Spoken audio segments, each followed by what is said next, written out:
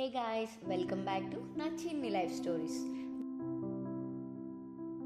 నేను నా ఫ్రెండ్ చార్మినార్ వెళ్ళిన వీడియో మీరు ఆల్రెడీ చూసే ఉంటారు. So this is part 2. Part 1 చూడని వాళ్ళు నా ఛానల్లోకి వెళ్ళి చూసేయండి. Next day Sunday. సూర్యుడి తలపైకి వచ్చే టైంకి లేచాము. లేవగానే కడుపులో ఎలుకలు పరిగెడుతున్నాయి. ఇంకా లేట్ చేయకుండా పాలకూర కర్రీ, చపాతీ, క్యారెట్ హల్వా చేసుకుందామని డిసైడ్ అయ్యాం. మా ఫ్రెండ్కి అస్సలు వంట రాదు, కానీ ఏంటో తనకి తను చేసుకున్న పాలకూరనే కావాలని దాన్ని కొయ్యడం, కడగడం స్టార్ట్ చేసింది.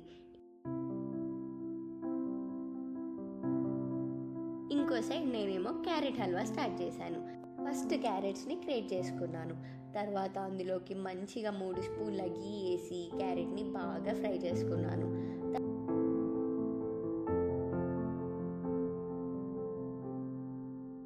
తర్వాత అందులో బాదం పాలు వేసి మంచిగా కుక్ చేసా. ఇంకా షుగర్ లేకుండా హల్వా ఎలా అవుతుంది? ఓకే, షుగర్ వేసేసా. కుక్ కుక్ కుక్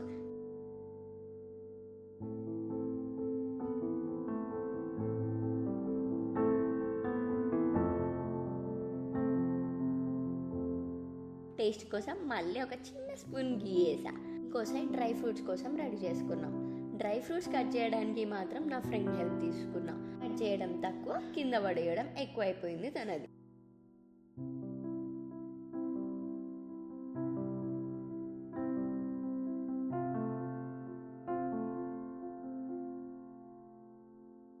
కష్టపడి కట్ చేసిన డ్రై ఫ్రూట్స్ని మళ్ళీ గీలో ఫ్రై చేసుకున్నా.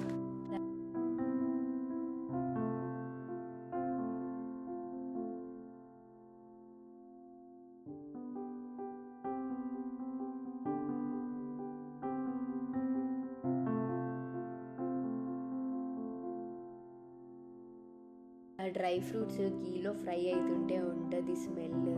ఆహా, మంచిగా వేగాక ఇది హల్వాలో వేసి మిక్స్ మిక్స్ మిక్స్. అంతే, క్యారెట్ హల్వా రెడీ.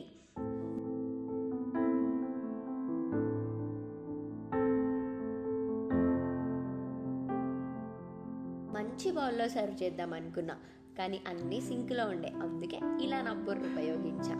ఇంకా మా హస్బెండ్ క్యారెట్ హల్వాని బయటికి తీసుకెళ్ళి దానికి ఫోటోషూట్ చేశారు.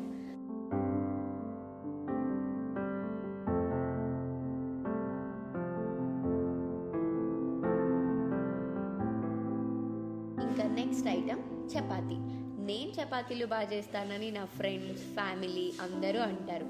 సో అలా అన్న వాళ్ళంతా చూడండి, నేను నేర్పిస్తా చపాతీలు ఎలా చేయాలో.